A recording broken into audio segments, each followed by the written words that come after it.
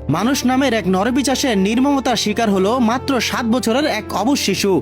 দ্বিতীয় শ্রেণীর এক নিষ্পাপ ছাত্রীকে ঘরের ভিতরে আটকে রেখে প্রথমে ধর্ষণ, তারপরে শ্বাসরোধ করে হত্যা। যে বয়সে শিশুটির হাতে থাকার কথা ছিল বই খাতা, যে বয়সে তার মেতে ওঠার কথা ছিল শৈশবের হাসি মুখে, ঠিক সেই বয়সেই এক নরপিশাচের লালসার শিকার হতে হলো এই শিশুটিকে। সবচেয়ে ভয়ানক বিষয় হলো এই নির্মম হত্যাকাণ্ডের পেছনে কোনো দুর্বৃত্ত শত্রু ছিল না। প্রতিবেশী রূপে হায়নার বিশ্বাস আর নিরাপত্তার সুযোগ নিয়েই টেনে হিস্ট্রে নিয়ে যায় শিশুটিকে নিজের ঘরে। ভেতরে দরজা বন্ধ করে চালানো হয় নরপিশাচের মতো নির্যাতন।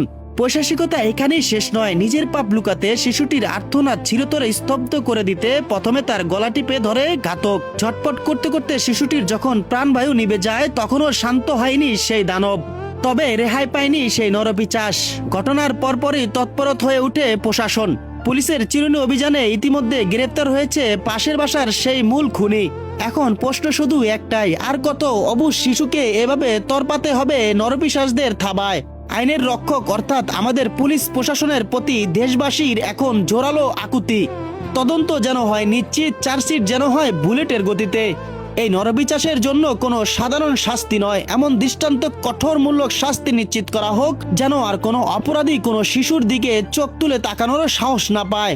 সাধারণ জনগণ এই পৈশাচিক হত্যাকাণ্ডের সর্বোচ্চ দ্রুত বিচার চায়।